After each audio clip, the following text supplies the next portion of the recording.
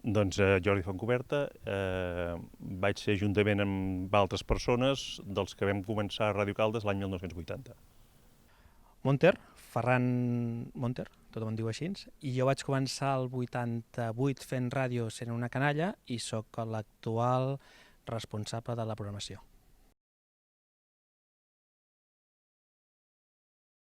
Nosaltres vam començar que érem 5 o 6 persones en aquell moment.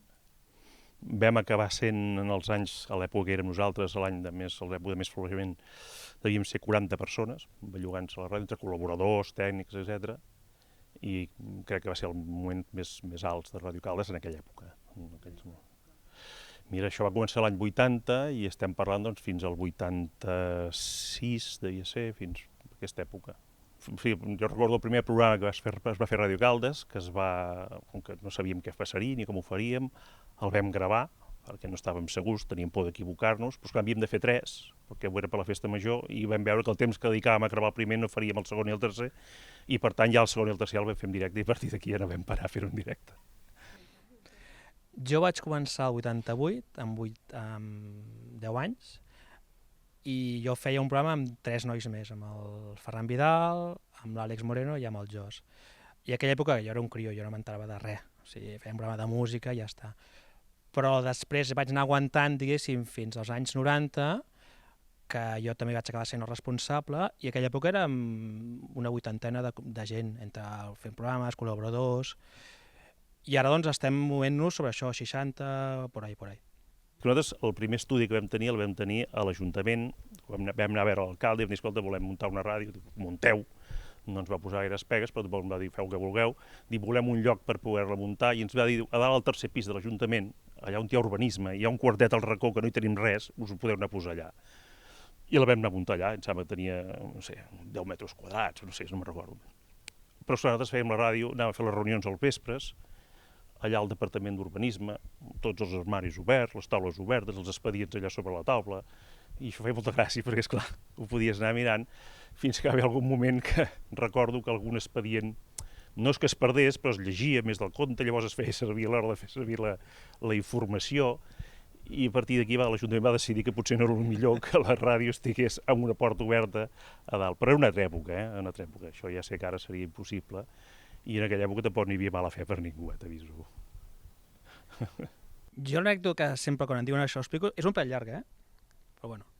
Ens situem al Nadal de l'any 90 i alguna cosa, vale? El dia abans de posar les falques de Nadal pel carrer.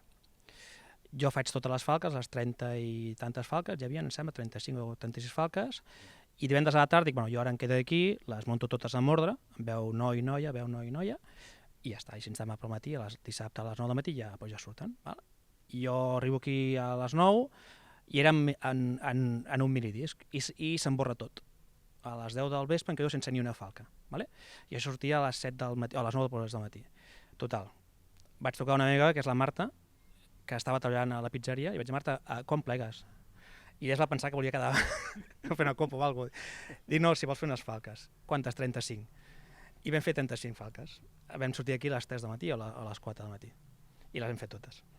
Aquesta discussió també l'havíem tingut moltes vegades, que hem de fer perquè poder sobreviure, no?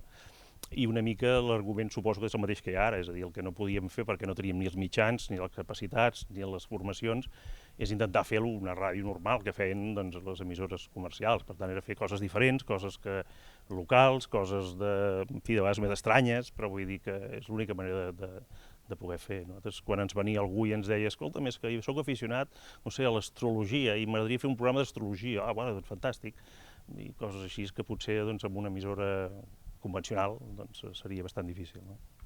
Sí que tenim una vessant que és la d'informar, que sí que és veritat que cada vegada és més professional, però hi ha l'altra vessant que és la que deia ell, d'intentar obrir tota la gent que vulgui fer ràdio.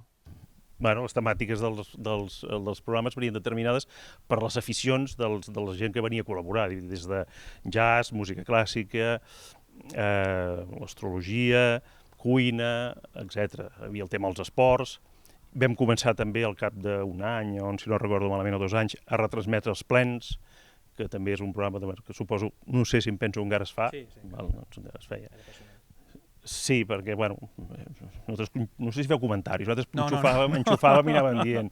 No vam comentar. També alguna vegada vam intentar retransmetre els plens, és a dir, no només connectar, sinó intentar explicar, i això no va tenir massa èxit, vam haver algun tipus de dificultat i ho vam deixar córrer, però l'idea era bona, és a dir. De fet, de temes, ara n'hi ha molts. Sí que és veritat que jo he vist, fa molts anys hi havia molts temes de música, ara no n'hi ha tant, jo penso que això és positiu, perquè el fàcil en tot moment és fer música. Abans hi havia molta música, clàssica, que dius tu, no? I ara mateix, de música n'hi ha molt poquets. Ara hi ha d'esports, de ioga, de natura, de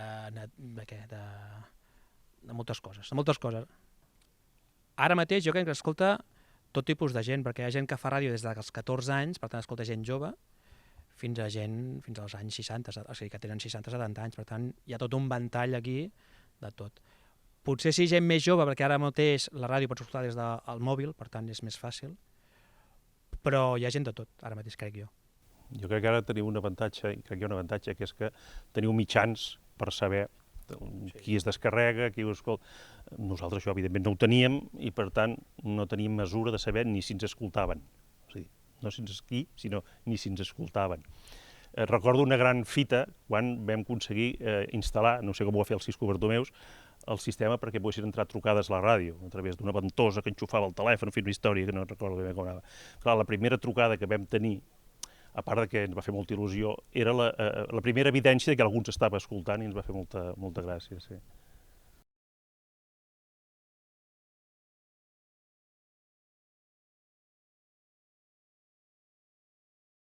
Hem de tornar a començar tot. No fotis. Ara heu tallat per això. Ara no se'n soc ja, per això. Temàtica. Això és de començar.